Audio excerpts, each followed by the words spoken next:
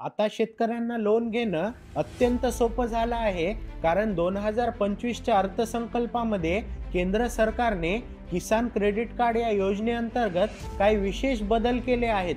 तर चला या व्हिडिओमधून जाणून घेऊया की हे बदल नेमके कुठले आहेत. शेतकऱ्याचे केसीसी या योजनेत खाते असेल तर त्यांना आता अतिरिक्त 2 लाख रुपयाचा फायदा मिळणार आहे.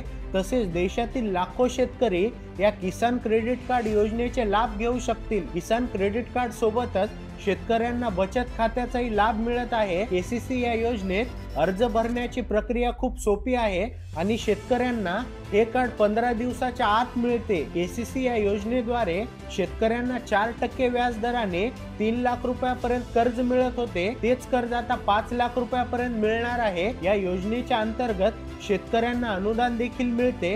उदाहरणार्थ जर शेतकरी वेळेवर कर्ज फेडत असेल तर त्याला 3% अनुदान मिळते.